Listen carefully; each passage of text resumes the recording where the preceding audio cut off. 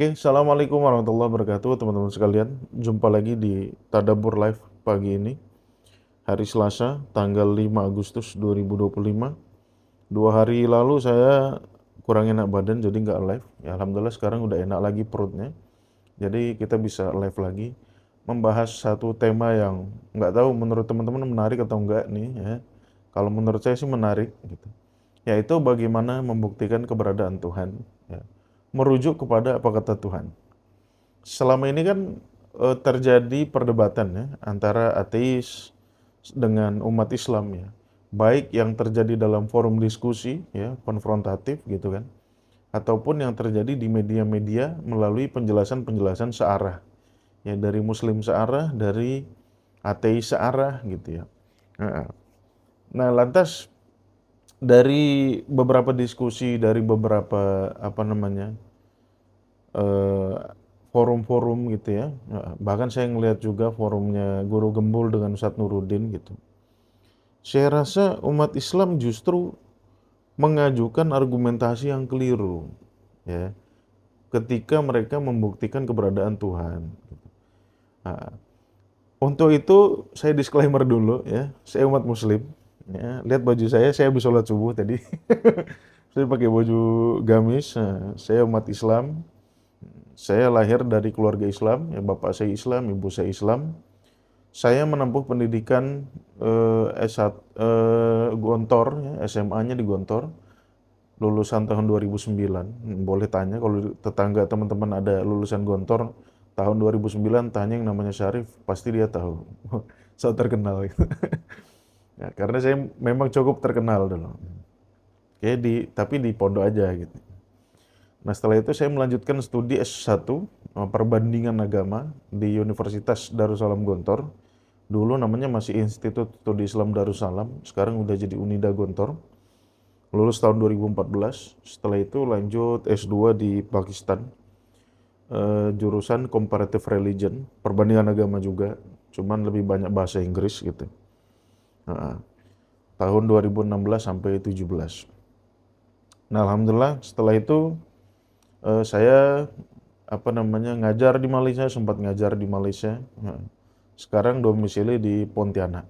Oke. Jadi saya Islam ya teman-teman. Nah, saya Islam, saya sholat 5 waktu. Gitu. Sama seperti teman-teman lah gitu. Oke. Tetapi ya dalam kajian-kajian saya banyak mengkritik akidah Islam, banyak mengkritik perilaku umat Islam. Ya bukan karena saya benci Islam, enggak ya. Karena saya rasa umat Islam ini perlu memikirkan lagi akidahnya.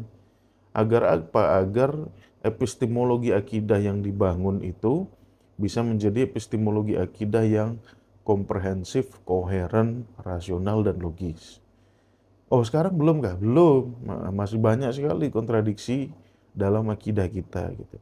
Bahkan diajarkan di level nasional dan internasional. Masih banyak sekali kontradiksi dalam akidah kita gitu kan. Di satu sisi bilang A, di satu sisi bilang minus A, kayak gitu-gitu tuh banyak sekali. Kalau teman-teman ingin mendapatkan bukti, silakan telusuri VT-VT saya. Gitu. Di VT-VT saya jelaskan banyak kontradiksi dalam akidah umat Islam, gitu ya. Bukan dalam Al-Qur'annya ya. Kalau dalam Al-Qur'an tuh nggak ada kontradiksi. Nah, justru karena umat Islam tuh jauh dari Al-Qur'an, ya tidak mau menggunakan Al-Qur'an sebagai alat verifikasi gitu. Maka lahir kerancuan-kerancuan dalam akidah, gitu. Kenapa? Karena nggak mau tunduk sama Al-Qur'an.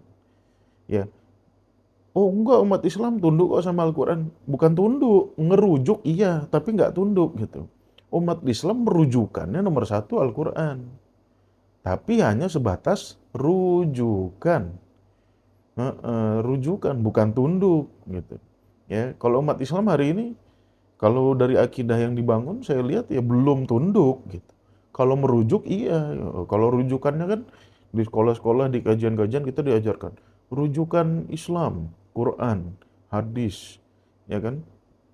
Apalagi ijma ulama, kias gitu. Itu rujukan. Kalau rujukan dari zaman baheula umat Islam sudah melakukan itu gitu. Mereka merujuk pada Al-Quran. Tetapi dalam hal tunduk kepada Al-Quran ini belum. Makanya apa? Makanya implikasinya yaitu tadi akidahnya banyak yang bertentangan antar satu dengan lainnya seperti itu. Oke. Nah, pagi ini kita akan coba bahas ya bagaimana membuktikan eksistensi Tuhan ya. Nah, yang saya lihat dari argumen umat Islam tuh banyak kacaunya gitu ya. Banyak banyak apa namanya? Banyak kelirunya baik dari akademisi ataupun non akademisi gitu. Perdebatan dengan ateis ini tidak hanya terjadi di akademisi, non akademisi juga terjadi gitu kan. Nah, terjadi juga banyak juga yang membahas tentang hal itu. Untuk itu saya mencoba untuk mengkritik, ya, mengkritik argumentasinya umat Islam. Bukan argumentasinya siapa namanya ateisnya enggak. Saya ingin mengkritik argumentasi umat Islam. Kenapa? Karena ketika mereka mengajukan argumen kepada ateis pun masih ada kontradiksinya gitu. Masih ada kontradiksinya. Sehingga ya wajar kalau ateis tidak menerima gitu kan. Seperti itu. Oke, sebentar saya cari filenya. Buka Word aja lah. Jadi ketika dia ingin membantah ateis dengan logika, justru logikanya sebetulnya apa namanya nggak koheren. Salah satu syarat logika dianggap sehat tuh koheren. Apa sih koheren? Koheren itu ya satu dengan yang lainnya nggak ada yang menganihilasi gitu.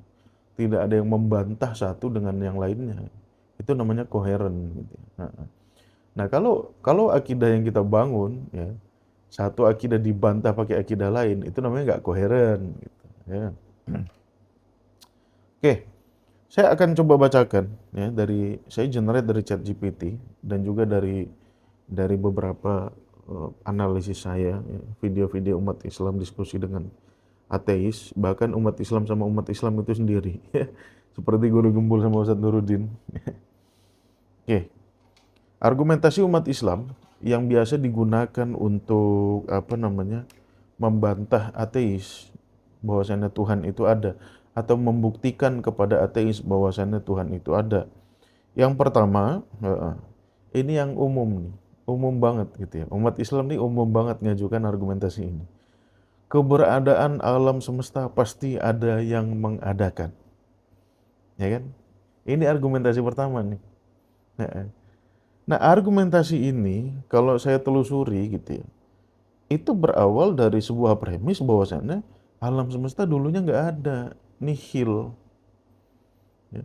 Sehingga muncullah argumen bahwasannya keberadaan alam pasti ada yang mengadakan gitu ya.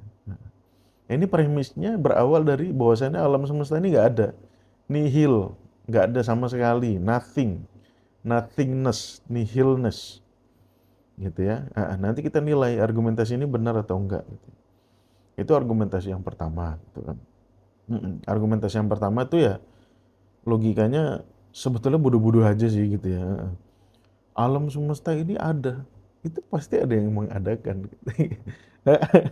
Sebetulnya orang yang ngomong ini pun nggak ngerti sains gitu kan, nggak ngerti sifat-sifat materi, nggak ngerti fisika, nggak ngerti kosmos gitu ya. Sebetulnya ketika kita melontarkan argumen ini kita harus pahami dulu dong gitu kan. Eh, Minimal tentang kosmos ya kan, bagaimana alam semesta ini terbentuk, dari apa terbentuk, bagaimana sifat bahan pembentuk itu gitu ya. Heeh. Nah, tetapi kayaknya umat Islam tuh nggak ngerti sains ya, tiba-tiba mengutarakan keberadaan alam pasti ada yang mengadakan. Nggak ngerti hukum termodinamika gitu ya. Nggak ngerti itu, saya yakin nggak ngerti itu.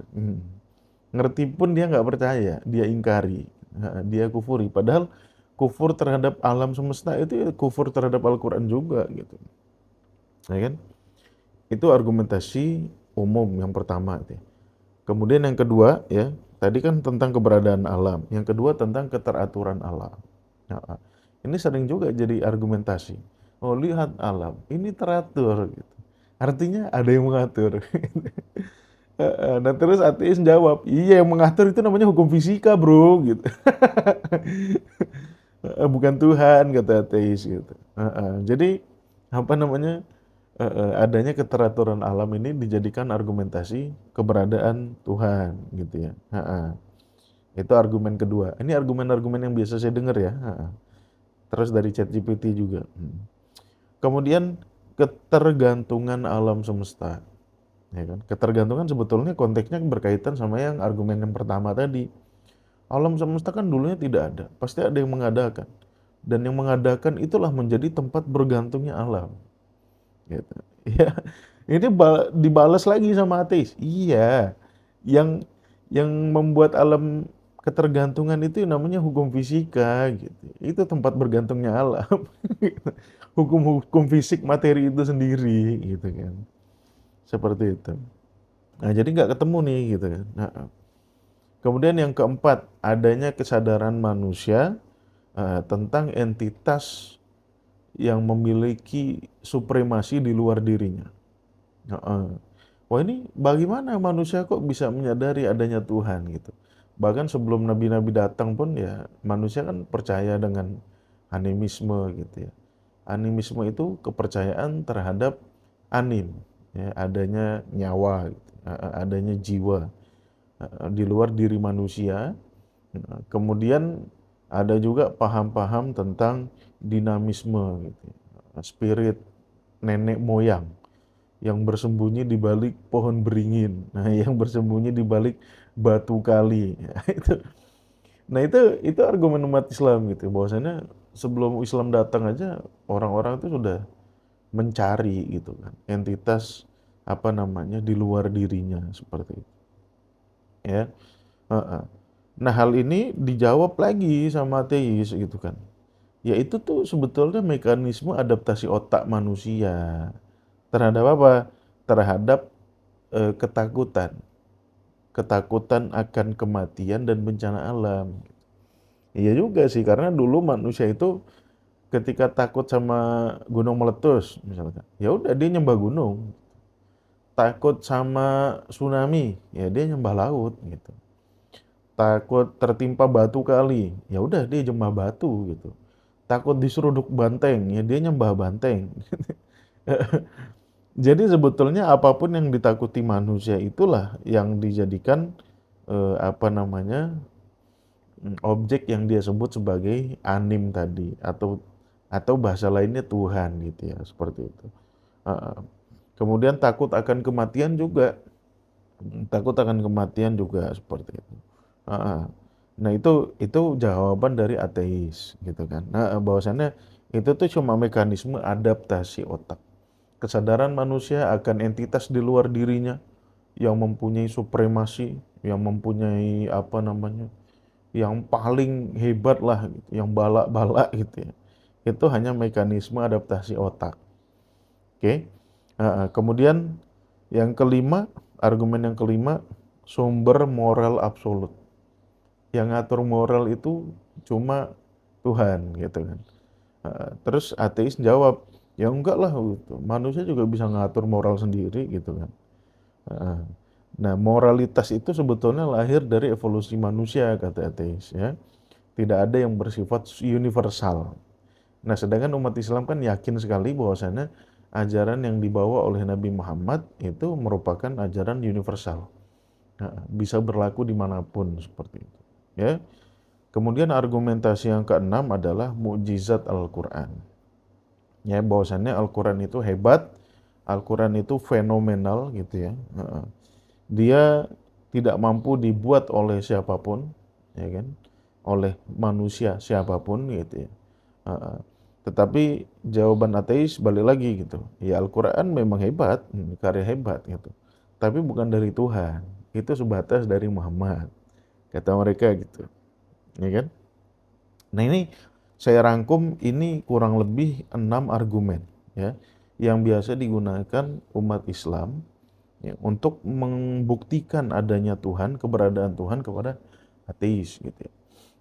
Keberadaan alam pasti ada yang mengadakan, itu satu. Yang kedua, keteraturan alam. Yang ketiga, ketergantungan alam. Yang keempat, kesadaran manusia yang akan adanya Tuhan. Yang kelima, sumber moral absolut itu cuma dari Tuhan. Yang keenam, mukjizat Al-Quran. Bahwasanya Al-Quran itu tidak ada yang bisa membuat kecuali Tuhan. Dengan jawaban-jawaban ateisnya gitu ya. Jawaban ateis yang pertama, materi ada dari ketiadaan, ini nggak bisa dijelaskan, nggak mungkin gitu. Namanya materi itu ya udah ada. sesuai dengan hukum termodinamika yang pertama apa ya, bahwasannya energi itu ya tidak diadakan, tidak juga musnah gitu.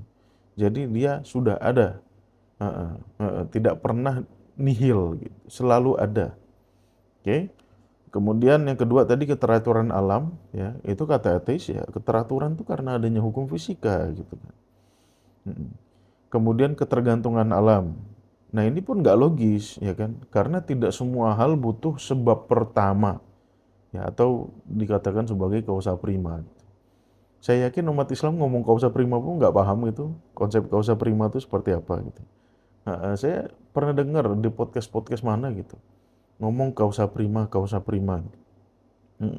Penyebab pertama. Sebetulnya causa prima yang dibicarakan oleh Aristoteles gitu. Ya pencetus teorinya itu kan si Aristoteles. Itu berbicara tentang penggerak pertama. Jadi ada satu oknum menggerakkan oknum lain. Jadi minimal ada dua entitas gitu. Itu premisnya Aristoteles gitu. Lah nggak tahu causa prima yang diomongin umat Islam nih causa primanya siapa gitu ya. Jadi kalau premisnya Aristoteles itu ya minimal ada dua entitas gitu. Satu gerakin yang lain. Namanya juga kausa gitu ya. One cause another. Ya kan? To what gitu, untuk apa gitu. Jadi ada dua entitas minimal, satu menyebabkan yang lain. Untuk apa gitu ya. Nah itu kausa primanya Aristoteles. Nah kalau kausa primanya umat Islam dari semiotika yang saya pahami dia berbicara itu, ya ini nggak mungkin ada kecuali ada yang mengadakan. Jadi ngomongin nihilisme lagi gitu, terkait dengan causa prima gitu. Nah kalau Tuhanmu nggak butuh apa-apa ya, ngapain dia menjadikan alam semesta, ya kan? Memunculkan materi itu ngapain, ya kan? Akidah umat Islam kan gitu tuh. Yang pertama tuh cuma adanya Tuhan, ya kan? Kemudian materi datang kemudian. Materi penyusun alam semesta nih adanya kemudian. Dia awalnya nihil, ya. Nah nanti di akhirnya musnah semua, nihil lagi. Tinggal Tuhan sendirian. Kalau betul-betul premisnya kayak gitu, ya itu Tuhan kurang kerjaan. Ya, apa yang dilakukan Tuhan tuh tidak ada maknanya, sia-sia. Kenapa? Karena berawal nihil, berakhir nihil, sia-sia. Gitu. Ya, nah Tuhan sia-sia nggak? Ini yang perlu kita berpikir ulang nih. Allah zolim nggak? Ya kan? Udah gitu Tuhan zolim kalau kayak gitu. Saya dulunya nihil, tiba-tiba lahir, harus harus apa namanya menjalani hidup yang tidak mudah ini, ya kan? Kemudian harus nurut apa kata Tuhan. Kalau nggak nurut nanti disiksa di neraka. Itu zolim bener tuh. Ya, Nah Tuhan zolim atau tidak? Kalau Tuhan tidak zolim, ya berarti akidah ini salah. Gitu aja sederhana kok, ya kan? Kalau teman-teman ngotot enggak gini-gini, ya nggak bisa. Logikanya itu tetap begitu. Mau di ngototin atau enggak, ya begitu itu. Gitu. Ya, uh, uh, jadi premisnya itu berantakan gitu kan. Kita ngatakan Tuhan tidak zolim, Tuhan tidak butuh apa-apa. Gitu. Nah, kalau kalau kalau sesuatu ya satu oknum mengadakan oknum lain itu pasti basisnya need, ya basisnya adalah kebutuhan. Kalau dia nggak butuh, jawabannya iseng, nggak ada lain. Nah Tuhan iseng nggak? Kan nggak mau kan dibilang Tuhannya iseng gitu. Nah jadi ada hal yang keliru ketika kita memahami causa prima yang model kayak gini gitu. Kalau causa primanya Aristoteles beda, itu jelas itu ilmu pengetahuan kalau yang causa primanya Aristoteles, oke. Nah, kemudian kesadaran manusia akan adanya entitas di luar dirinya dijelaskan bahwasannya itu mekanisme adaptasi otak. Ya kan? Seperti itu. Yang kelima, moralitas, ya kan, lahir dari evolusi manusia. Tidak ada moralitas yang bersifat universal. Ya kan? Kemudian yang keenam, Al-Qur'an memang karya hebat tapi bukan Tuhan. Oke, kita coba ya, menjawab enam poin ini gitu dari sudut pandang Al-Qur'an. Ya. Yang pertama, ketika umat Islam mempropose gitu kan atau mengajukan bahwasannya alam itu dulunya nggak ada. Lah ini kata siapa gitu? Tuhan tuh nggak pernah bilang alam semesta ini dulunya nggak ada. Ya.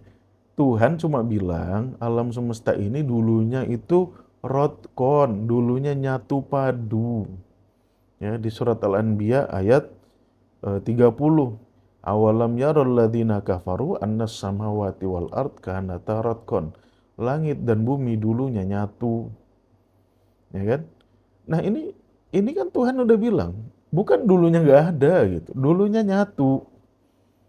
Dulunya tanpa keteraturan, ya kan? Nyatu. Heeh. Dan kalau dalam istilah sains tuh ada namanya singularity, yaitu istilah-istilah aja gitu, ya kan? Istilah-istilah. Tapi kalau kita merujuk kepada satu realitas, ya realitas yang sama.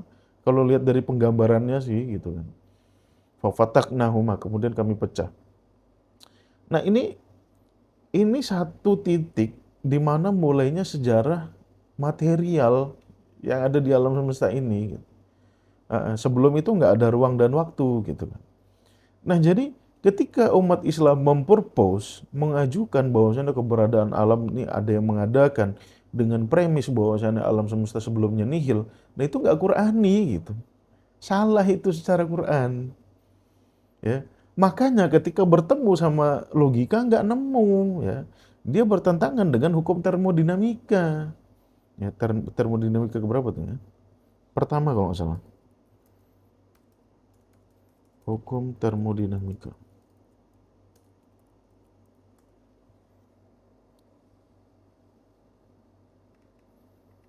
Hukum pertama, ya kan? Ada hukum nol. Kalau termodinamika tuh ada hukum nol. Kok ada hukum nol? Karena dia lahir, dia lahir sebetulnya dia lahir yang ketiga atau keempat gitu kan. Tetapi kok prinsipil banget, akhirnya ditaruh di nol. Oke. Nah, apa yang dibicarakan Al-Quran? Tentu dia koheren gitu kan. Tentu sesuai dengan pengamatan kita di lapangan pada kenyataan ini gitu. Tidak mungkin Quran ngomong A di lapangan terjadi Z gitu, nggak mungkin, ya kan? Nah, premis umat Islam mengatakan bahwasanya keberadaan alam ini karena ada yang mengadakan dari nihil gitu, yaitu salah, tidak Qurani gitu, ya kan? Alasan logis lain apa? Yaitu tadi kalau Tuhan mengadakan materi dari nihil, kemudian nanti akhirnya nihil lagi, ya itu betul-betul sia-sia perbuatan Tuhan tuh. Kenapa ya? Karena berawal nihil, akhirnya nihil. Gitu. Tetapi Tuhan zolim juga di antara nihil sama nihil ini ada kita, ya, ada manusia yang semuanya harus menjalani hidup. Ya, kadang kita dapat nikmat, tapi lebih banyak susahnya dalam hidup nih, ya kan? Lebih banyak sulitnya dalam hidup ini, gitu kan? Seperti itu. Kita harus merasakan kesulitan hidup, kita harus merasakan macam-macam, harus ikut aturan Tuhan, nggak mau ikut digebukin gitu kan. Nah ini justru ya ini justru menggulingkan premis umat Islam yang mengatakan bahwasanya Tuhan mengadakan dari ketiadaan mutlak. Ya, jadi apa namanya premis yang mengatakan ya alam ini ada pas karena ada yang mengadakan dari nihilisme itu sudahlah nggak logis, tidak Qurani pula gitu. Ini masalahnya. Gitu. Tetapi dianggap sebagai akidah. Oh ini Allah kholako. Lah kholako tuh maknanya bukan menciptakan dari tidak ada jadi ada gitu. Tetap ada bahannya, ya kan? Contoh apa? Sebutkan aja semua, ya kan? Manusia, ya, kholikun basyaron mintin dari tanah basah. Ya kholako itu, kholikun basyaron mintin, surat Sot ayat 71. Ya kan? Surat An-Nur ayat 45. Wallahu khalaqa kulla dabatin min ma. Allah menciptakan seluruh hewan dari air. Itu ada bahan dasarnya kholako. Kok dikatakan kholako tidak ada bahan dasarnya gitu kan? Ya kan? Allah kholako samawati wal ard. Bahan dasarnya apa? Yaitu tadi kembali ke Al-Anbiya 30. Ya dari sesuatu yang rotkon, satu padu gitu. Setelah itu dia kholako, dipola sama Allah. Ya, nanti untuk apa namanya lebih jelasnya kita akan bahas di episode tersendiri istilah-istilah tentang penciptaan. Ya, ada kholako, ada fatoro, ada bada'a, ada ja'ala gitu ya. Heeh. Kalau saya sering dengar ja'ala, ja'ala ini menciptakan dari tidak ada menjadi ada. Mbahmu gundul. Masa ja'ala? Ja'ala itu kan cuma menjadikan artinya gitu ya. Heeh. Wa ja'alnal laila libasa. Kami jadikan malam sebagai libas, kenyamanan. Itu ja'ala. Kok ada yang ngartikan ja'ala itu menciptakan dari tidak ada jadi ada. Weh, gundul ya. Oke. Nah, jadi premis yang pertama yang diajukan umat Islam itu runtuh gitu. Ya kan? Premis yang kedua keteraturan alam gitu ya. Nah, keteraturan alam ini kalau umat Islam tidak mengenal konsep-konsep Ar-Rahman gitu ya. Asmaul Husna yang namanya Ar-Rahman itu, umat Islam nggak bisa jelasan bagaimana keteraturan alam ini terjadi. Ya, keteraturan alam itu yang kedua, ya kan? Dia nggak paham premis tapi mengajukan argumentasi keteraturan alam. Oke, itu kerja Ar-Rahman. Apa itu Ar-Rahman? Ya kan nggak ngerti juga Ar-Rahman itu apa. Gitu. Nanti kita akan bahas di episode tersendiri tentang Ar-Rahman. Ya, kemudian yang ketiga, argumen yang ketiga, causa prima udah kita bahas tadi ya. Bahwasannya causa prima modelnya Aristoteles itu penggerak, the first mover gitu ya. Kalau istilahnya itu the unmoved mover gitu. Mover yang unmoved gitu, tidak bergerak, tidak digerakkan seperti itu. Nah, itu kalau itu oke gitu kan, maksudnya alam semesta ini materinya ada, kemudian Tuhan mengintervensi gitu, ya kan? Oke, kemudian terkait kesadaran manusia, itu betul loh. Maksudnya gini, eh, yang dikatakan ateis itu betul gitu, bahwasanya ada satu mekanisme otak yang membuat manusia itu beradaptasi dengan ketakutan, ya kan? Ketakutan mati, ketakutan bencana alam, ya. Bahkan ketika Adam takut mati, ya, ketika Adam takut mati, mekanisme otaknya apa? Dia melihat sekelilingnya, ya kan? Melihat sekelilingnya makhluk hidup apa nih yang umurnya lama gitu. Kemudian dia lihat pohon-pohon besar gitu, pohon prasejarah ya, pohon-pohon besar lah. Nah, pohon ini hidupnya lama gitu kan. Makanya di dalam otaknya dia berkata syajaratul khuldi, pohon keabadian. Gitu. Nah, dia di dalam otaknya tuh sudah ngincer bahwasannya, kalau aku konsumsi pohon ini nih, kalau aku makan pohon ini nih, ya kan, aku kayaknya bisa hidup lama seperti lamanya pohon ini hidup. Itulah yang dinamakan syajaratul khuldi gitu, bukan buah khuldi. Itu mitosnya yang kita yakini selama ini tuh. Nah, Tuhan melarang buah khuldi karena buah khuldi bisa membuat manusia hidup abadi. Enggak begitu, bro, enggak begitu gitu. Itu tuh murni dari ketakutan manusia, ketakutan Adam terhadap kematian, ya kan? Takut mati, dia mencari solusi. Solusi yang ada di sekitar dia, ya, dia melihat ada pohon besar yang usianya jelas lebih lama daripada usia manusia, ya kan? Jadi Adam sudah melihat kematian. Ya sudah, Adam itu bukan manusia pertama gitu. Ya, dia sudah melihat kematian. Nah, makanya dia berusaha untuk tidak mati. Nah, ini salah satu adaptasi otak juga gitu. Ya kan, salah satu adaptasi otak. Akhirnya dia makan pohon itu, ternyata enggak, tetap aja. Fabadat lahuma sawatuhuma. Sawah itu artinya jenazah, mayat. Ya. Tapi di Quran terjemahan diartikan aurat. Aurat tuh ada sendiri bahasanya. Ya, ala auratin nisa. Walladzina lam yadharu ala auratin nisa. Ada di surat apa tuh? Bentar.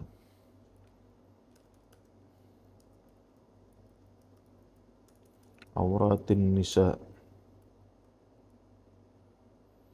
Surat An-Nur ayat 31. Aurat itu ada sendiri. Kalau sau'ah, nah kasusnya Adam itu kan sau'ah. Sau'ah itu artinya jenazah gitu. Nah, dari mana taunya? Ya lihat aja di surat Al-Maidah ayat 31. Ya kan? Ketika si Habil sama Kobil gitu ya, Ketika Qabil berhasil menghilangkan nyawanya si Habil, tapi nggak tahu si Habil ini mau diapain setelah nyawanya hilang. Kan pusing dia.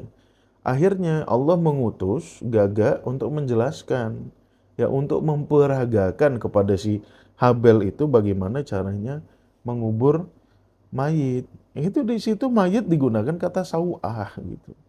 Ya. Nah, kasus Adam pun digunakan kata sau'ah. Artinya apa?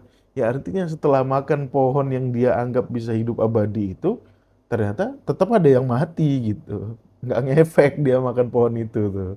Iyalah, pohon mana yang bisa bikin abadi kan? Nggak ada. Pohon melinjo, pohon beringin ya nggak ada yang bisa bikin manusia abadi. Kan? Nah itu salah satu mekanisme adaptasi otak juga, gitu kan. Sebetulnya kisah Adam itu kisah ilmu pengetahuan, tetapi kita artikan mitos, gitu. Ya kan, seperti itu. Ntar lah kita akan sampai nanti pada judul tentang Adam, ya. Nah ini mekanisme adaptasi otak, termasuk animisme, dinamisme, gitu kan. Itu juga mekanisme adaptasi otak, ya. Gunung meletus, takut, dia marah gitu kan. Gunung meletus tuh dianggapnya marah gitu. Nah, habis itu apa? Gunung disembah. Ya kan, muncullah kuncen-kuncen gunung gitu ya. Gunung disembah gitu kan. Diadakan apa dikasih sajen, diadakan apa namanya ritual-ritual macem-macem lah di kaki gunung kayak di apa namanya di puncak gunung gitu. Macem-macem gitu ya. Nah, itu metode apa mekanisme adaptasi otak. Takut tsunami nyembah laut gitu ya. Takut hewan nyembah hewan gitu. Takut singa nyembah singa. Ya itu mekanisme adaptasi otak ya. Nah, Islam datang, nabi-nabi itu datang untuk mengarahkan yang gitu-gitu ya. Enggak, kau salah ya. Gunung ini meletus karena memang siklusnya begitu, bukan karena Tuhan marah. Ya, ini Nabi ngajarkan ini gitu. Ya. Jadi ketika manusia apa namanya menyadari apa namanya adanya sosok di luar dirinya, iya itu memang mekanisme adaptasi otak. Tetapi setelah adaptasi otak yang nggak karu-karuan itu manusia itu, ya adaptasi otaknya kan nggak karu-karuan, ya datang Nabi benerin gitu. Hujan itu terjadi karena siklus hidrologi, bukan karena Tuhan nangis. Ya, petir itu terjadi karena ada pertemuan, ya kan, antara muatan positif dengan muatan negatif, bukan karena Tuhan tuh marah gitu. Jadi Nabi itu menjelaskan, Quran itu menjelaskan itu, biar manusia mau berpikir logis, ya terhadap mekanisme adaptasi otaknya tadi, ya. Allah di Quran aja lah contohnya ya. Allah jelaskan hujan nggak? Jelaskan. Allah jelaskan bagaimana bumi terbentuk nggak? Jelaskan. Allah jelaskan bagaimana gunung terbentuk nggak? Jelaskan. Allah jelaskan bagaimana sungai terbentuk nggak? Jelaskan. Jadi banyak hal yang dijelaskan oleh Tuhan. Ya. Untuk apa Tuhan menjelaskan hal-hal ini? Untuk menghapus mitos-mitos tadi itu. Ya, gunung meletus dianggapnya Tuhan marah. Ada petir dianggapnya Tuhan marah. Turun hujan dianggapnya Tuhan nangis. Ya kan? Nggak begitu. Kena tsunami dianggapnya Tuhan marah gitu. Nggak gitu gitu. Justru untuk mengobati mekanisme adaptasi otaknya manusia yang nggak karu-karuan itu ya, diutusnya Nabi gitu. Untuk menjelaskan takut mati. Mati itu bukan sesuatu yang harus kau takutkan. Itu memang mekanisme alam dari entitas hidup. Pasti mati gitu. Ya kan?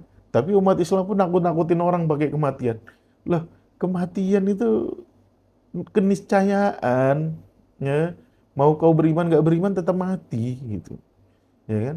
Biar kau tahajud 1000 kali tiap malam ya tetap mati. Ya, nggak bakal hidup abadi gitu kan. Ya kan? Jadi takut akan kematian itu salah. Mm-mm. Nah, yang perlu kau takutkan kalau kau mati, kau ninggalin banyak utang ya, buat orang susah. Itu kau perlu takutkan. Gitu. Hidupmu gak ada gunanya. Ya seperti itu. Nah jadi Nabi ya kan Tuhan menjelaskan ya apa yang ditakutkan manusia. kemudian mengarahkan, ya kan, mengarahkan sistem ketuhanannya. Jangan kau nyembah gunung, jangan kau nyembah laut, itu nggak ada. Itu pasti ilusi, delusional kau itu, gitu kan. Hasil otak pemikiranmu sendiri, gitu. Nah itu justru mengarahkan, ya kan, Al-Quran, ya, dengan para Allah, dengan para nabinya, ya, dengan kitab suci Al-Quran itu mengarahkan manusia. Bagaimana mekanisme adaptasi otak yang benar, gitu ya. Oke. Kemudian yang kelima, moral. Moralitas itu nggak ada yang universal, kata saintis. Sampai hari ini tuh, ya. Bahkan ada yang membuat buku moral landscape, ya. Itu siapa ya yang bikin moral landscape tuh? Sam Harris apa ya? Moral landscape. Ah, Sam Harris. Ya, ya. Sam Harris salah satu ilmuwan juga gitu kan, membuat moral landscape berbasis biologi gitu ya. Heeh. Itu pun nggak bisa diterima sebagai universal, ya. Tapi ada nggak sih sebetulnya moral universal gitu? Ya ada. Heeh, nggak boleh ngambil milik orang lain. Mau universal nggak? Universal. Mau orang Batak, mau orang Jerman, mau orang mana, itu pasti setuju gitu kan. Kita nggak boleh mengambil hak milik orang lain. Itu universal bukan? Universal. Ya artinya ada moral-moral yang bersifat universal. Kok dianggap tidak ada gitu. Tetapi ya umat Islam yang mengatakan bahwasannya Tuhan itu sumber moral absolut pun nggak bisa nunjukkan moral universal itu yang mana, ya. Sholat itu bukan moral universal gitu. Ya, puasa bukan moral universal. Apa itu moral universal? Nah, saya udah nulis buku, ya, moral universal, ya kan? Umat Islam kenal nggak moral universal? Saya yakin nggak kenal. Padahal nggak banyak, nggak lebih dari 10 poin-poin moral universal. Nah, Quran mengatakan Tuhan sudah ngatur moral universal tuh. Ya cuman kita sok tahu aja. Nah, ya, seperti itu. Ya kita ngomong sumber moral absolut, tapi nggak tahu moral universal itu apa. Itu jadi kritikan. Gitu. Nah kemudian yang terakhir terkait tentang mukjizat Al-Quran. Nah, ini sebetulnya yang harus kita ajukan sebagai argumentasi utama gitu ya. Bahwasannya Al-Qur'an ini ya yang dijadikan bukti sebagai sebagai bukti sama Al-Qur'an itu kan yang dijadikan bukti oleh Allah itu kan ya Al-Qur'an gitu ya. Makanya Al-Qur'an dikatakan sebagai bayyinat, ya bukti-bukti. Surat Al-Baqarah 185. Syahrul Ramadan alladzi unzila fihil Qur'an hudan linnas wa bayyinat, dan sebagai bukti. Jadi kalau kau ingin membuktikan pakai Al-Qur'an, ya. Kalau ngomongin alam, ngomongin apa itu logika ateis lebih bagus daripada umat Islam. Logikanya nggak garu-garuan. Kau sodorkan aja Al-Qur'an. Loh mereka nggak percaya Al-Qur'an. Goblok aja ateis nggak percaya Al-Qur'an. Ya. Al-Qur'an bisa dibeli kok di Gramedia. Kalau mau saya punya tuh Al-Qur'an.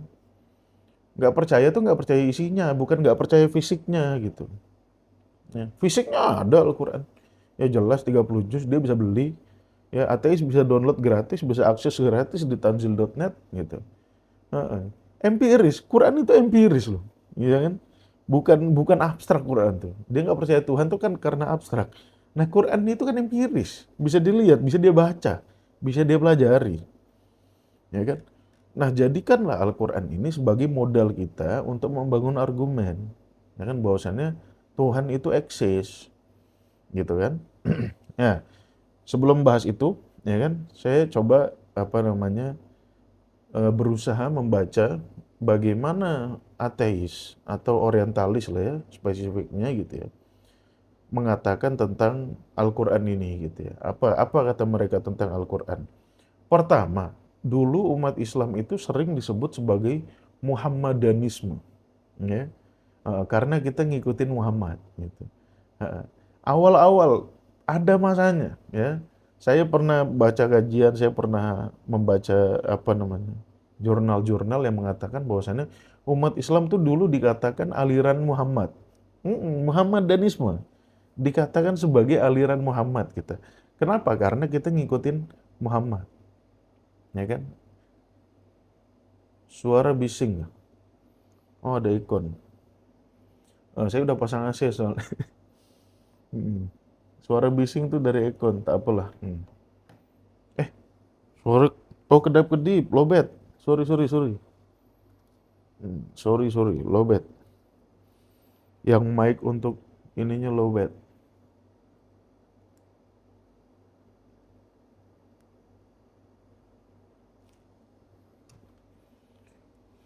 Oh, ini belum dicas nih. Bentar, bentar. Kalau kayak gini kedengeran nggak? Kalau kayak gini kedengeran? Kalau nggak pakai mic gini kedengeran nggak?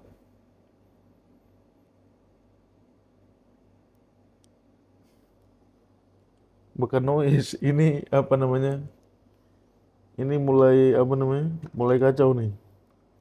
Lowbat. Saya lupa ngecas tadi. Udah kedengeran aja lah ya. Nah, nanti kalau kurang jelas dengar di sini, dengar di YouTube. Di YouTube insya Allah lebih jelas. Ini lupa saya, belum ngecas nih. Nah, kedengaran ya, masih kedengaran lah ya. Nah, saya coba ngedekat ke mic aja deh. Oke? Nah, sampai mana tadi? Nah, kita tuh dianggap sebagai Muhammadanisme. Nah, pengikutnya Muhammad. Kemudian Al-Quran itu tidak diakui sebagai karya ilmiah gitu. Kita nggak diakui sebagai Al-Quran tidak diakui sebagai karya ilmiah. Nah, kenapa? Karena ya itu tadi gitu kan. Itu karyanya Muhammad yang nggak pernah belajar katanya. Ya harusnya dia ngerti dong. Kalau Muhammad nggak pernah belajar ya tahu dari mana dia gitu kan. Nah, kan. Udah gitu sikap mereka terhadap Muhammad itu nggak fair ya kan. Oke lah, lu nggak percaya Tuhan nggak apalah gitu. Nah, tapi akui Muhammad apa namanya Quran itu karyanya Muhammad, akui aja gitu kan. Nah mereka nggak mau ngakui itu gitu kan. Mereka nggak mau ngakui itu, ya kan nggak mau mengakui Al-Quran sebagai karya Muhammad. Ya kalau nggak percaya Tuhan kan harus ngakui itu karya Muhammad, ya kan? Tapi apapun kata Muhammad tuh nggak pernah dikutipnya, ya kan? Nggak pernah mau dikutip sama mereka, ya kan? Heeh. Nah, ada lagi ya yang mengkritik lebih kacau lagi itu apa? Muhammad tuh ngigau gitu. Loh, orang ngigau sama orang nerima wahyu beda gitu kan. Orang ngigau tuh ya, dia ketika ngigau, wow wow wow wow wow, wow, ketika sadar ditanya lu ngomong apa pas ngigau. Nggak tahu gitu. Itu orang ngigau gitu.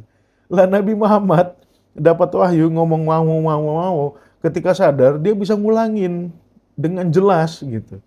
Nah itu namanya wahyu, bukan ngigo gitu kan. Ada lagi yang mengatakan Nabi Muhammad ngigo gitu. Lah orang ngigo, saya ngigo misalkan lagi tidur, mau bangun, nggak tahu saya ngigo apa, nggak bisa saya ngulangin lagi gitu kan. Nah Nabi Muhammad tuh bisa ngulangin lagi. Artinya apa? Ya bukan ngigo gitu kan. Oke, seperti itu. Oke teman-teman, saya coba apa namanya runut lagi ya. Ya, kita coba menjelaskan keberadaan ya Tuhan, membuktikan Tuhan dari Al-Quran gitu ya. Pertama teman-teman, Tuhan itu nggak nampak ya, bukan karena dia ngumpet gitu ya. Nah ini harus harus berawal dari pemahaman tentang Tuhan itu gimana gitu kan. Jadi Tuhan itu bukan entitas fisik ya. Ketika Tuhan itu bukan entitas fisik artinya dia tidak dapat diketahui kecuali melalui tanda-tandanya. Ya kan? Dia tidak dapat diketahui kecuali melalui tanda-tandanya. Nah, tanda itulah yang Allah sebut sebagai ayat. Ya kan? Ini premisnya umat Islam ini harus ngerti dulu, gitu kan. Heeh. Nah, ayat Tuhan atau tanda Tuhan ini terdapat pada dua entitas, yaitu Al-Quran dan alam semesta. Nah, kita selama ini cuma ngajukan satu ayat, ayat alam semesta. Kita tidak mengajukan ayat Al-Quran, ya kan? Jadi ketika kita ingin mengadakan pembuktian, ya, pembuktiannya harus konfirmatif, ya kan? Nah, Quran ini kan bisa dibeli sama ateis nih, bisa dibaca, gitu kan? Sekarang bukalah Quran, gitu, ya kan? Tuhan bilang macam-macam dalam Al-Quran, ya. Kasih tahu aja gitu, kasih unjuk aja gitu kan. Nah, misalkan Big Bang. Ini secara semiotik udah dikasih tahu Tuhan loh. Di surat Al-Anbiya ayat 30. Kau buka tuh. Ya kan? Ah, ah. Nah, penemuan saintis itu baru ada tahun 1927 gitu. Si Muhammad, dia kan nggak percaya nih Quran dari Tuhan. Bilang aja gitu. Si Muhammad ini, ya, Muhammad sudah cetuskan 1400 tahun yang lalu. Kenapa lo nggak percaya gitu? Kenapa kau tidak dijadikan basis penelitian ilmiah gitu? Kalau apa kata Aristoteles jadi basis penelitian ilmiah, ya kan? Apa kata apa namanya Kopernikus jadikan basis penelitian ilmiah? Apa kata apa namanya Archimedes jadi basis penelitian ilmiah gitu? Lo kok apa kata Muhammad lo nggak jadiin penelitian ilmiah gitu kan? Kok tidak dijadikan apa tuh kalau kita bikin skripsi itu, ya kan? Yang di bawah apa namanya? Ya kan? Kita tidak jadikan referensi, ya kan? Kenapa gitu? Lah Aristoteles lu jadikan referensi, ya kan? Kopernikus lu jadikan referensi. Nah kenapa kok tulisan Muhammad nggak lu jadikan referensi, ya kan? Terus cek aja deh gitu, Quran tuh mana yang salah gitu. Kalau umat Islam bisa salah, kalau Quran nggak bisa salah, ya kan? Heeh. Alam semesta ngembang, ya kan? Itu teori yang dicetuskan oleh Edwin Hubble. Edwin Hubble itu yang namanya jadi teleskop Hubble tuh. Jaraknya 500.000 kilometer dari bumi gitu. Ya. Nah, Edwin Hubble baru nyadar 1920. Ya bukan baru nyadar sih. Emang dia hidupnya di zaman itu. Heeh. 1920 dia baru mencetuskan bahwasannya universe ini expanding, meluas. Ya kan? Udah basi. Muhammad itu ngomong di surat Az-Zariyat 47 itu dari 1400 tahun yang lalu. Kenapa lo nggak percaya gitu? Ya kan? Nah, ini memang Quran bukan buku sains yang menjelaskan dengan detail gitu. Tetapi secara tanda dia sempurna. Dia menjelaskan tanda dengan sempurna. Ya. Heeh. Ya kan? Heeh. Kemudian ada apa namanya? Ada halocline. Halocline. Teman-teman tahu halocline nggak? Halocline itu dua laut yang ketemu, ya kan? Tapi beda jenis. Yang satu asin, yang satu tawar. Gitu. Ya kan? Itu namanya halocline.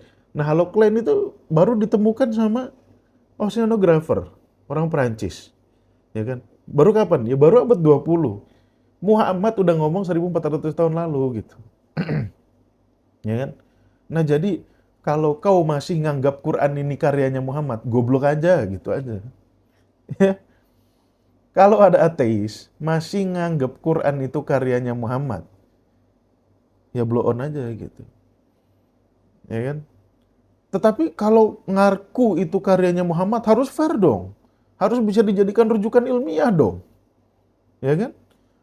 Ini diakui karya Muhammad tapi nggak dijadikan rujukan ilmiah gitu. Kan nggak fair gitu. Karyanya Aristoteles jadikan rujukan ilmiah. Karyanya Plato jadikan rujukan ilmiah. Karyanya Muhammad nggak mau dia. Ya kan? Jadi inilah unfairness-nya gitu. Udah gitu dia harus membuktikan bahwasannya itu karya Muhammad. Ya.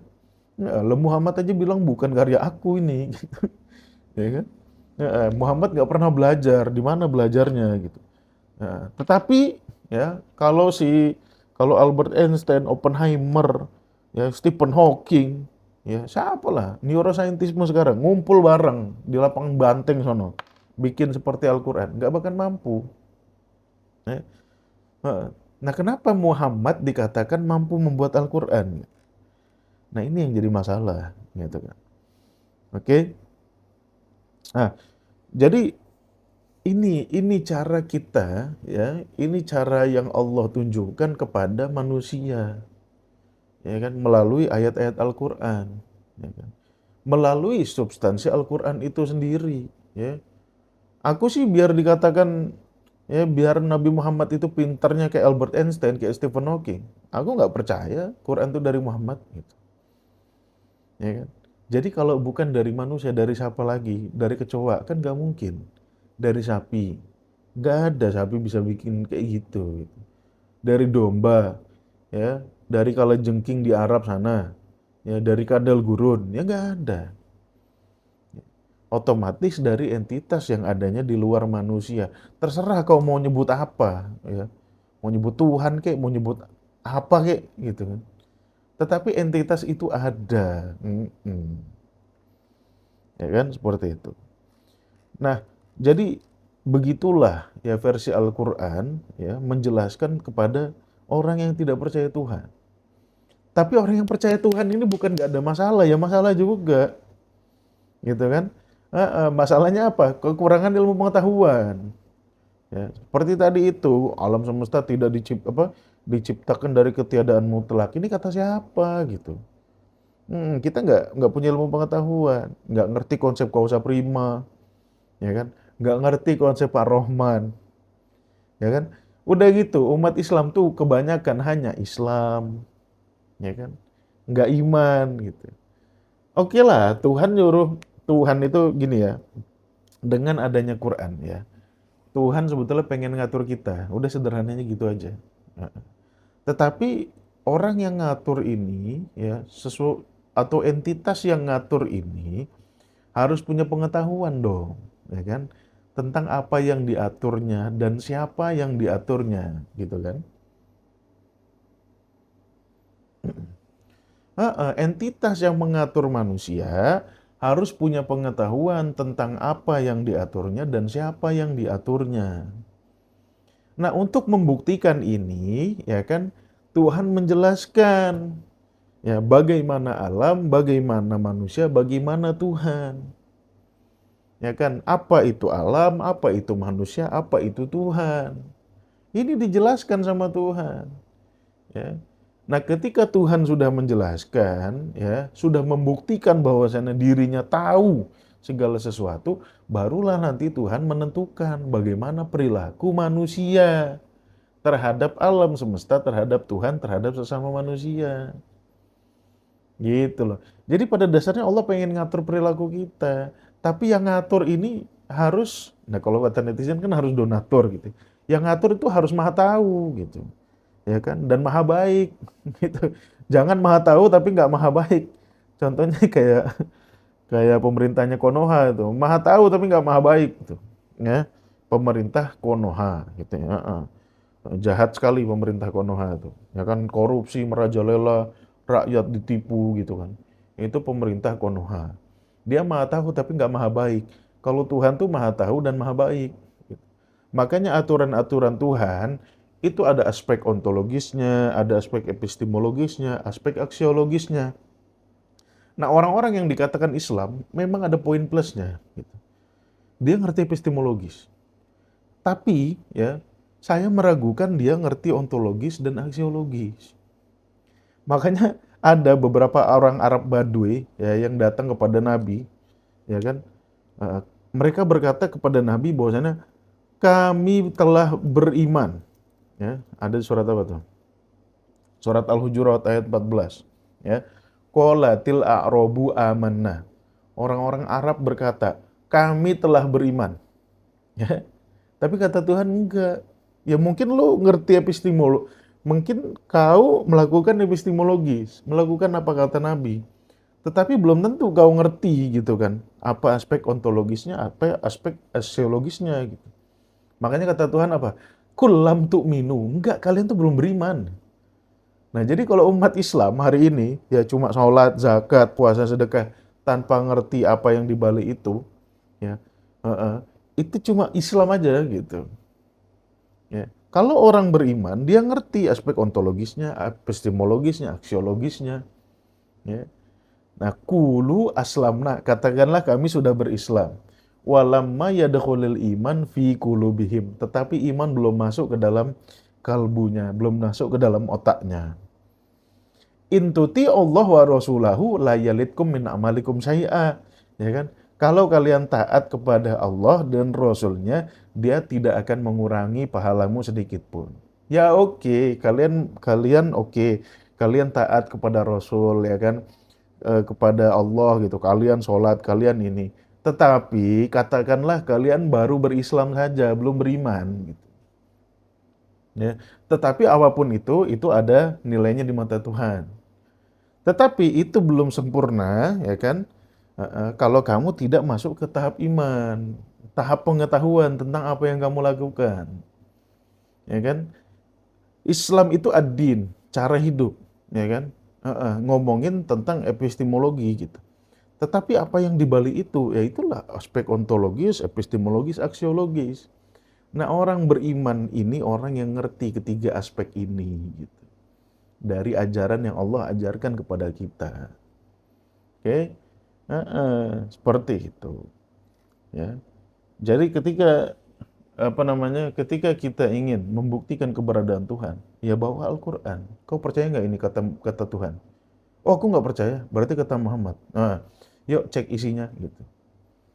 Ya kan? Kau masih percaya? Setelah cek isinya, kau masih percaya ini karya Muhammad? Oh ya masih percaya. Ya udah lu ikut Muhammad gitu. Minimal kan kalau ikut Muhammad ikut nabinya gitu. Ya kan? Dengan sendirinya nanti ikut Allah gitu.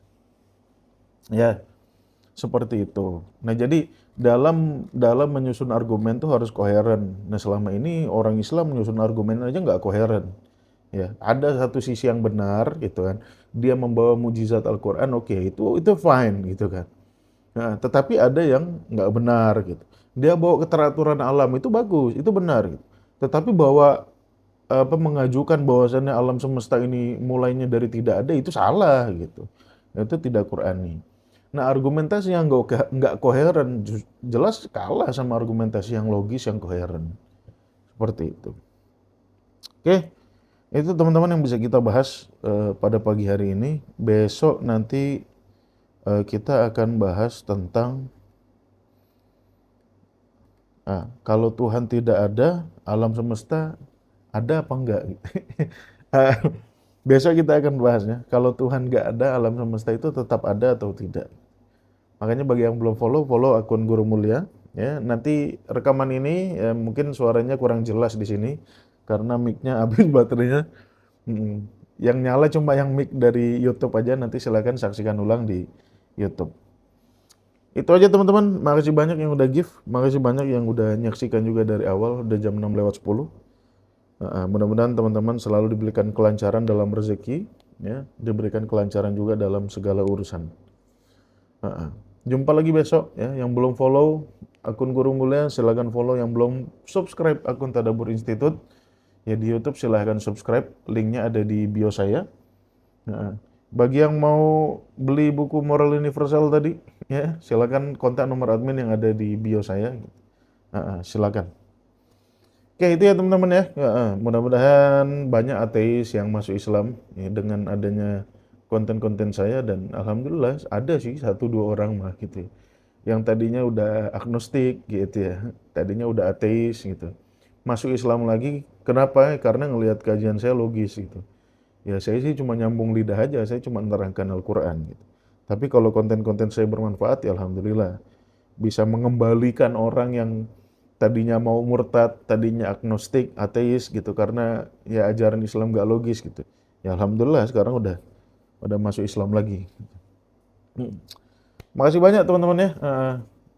Jumpa lagi besok di jam yang sama. Doakan saya mudah-mudahan sehat selalu. Wabillahi taufik wal hidayah. Assalamualaikum warahmatullahi wabarakatuh.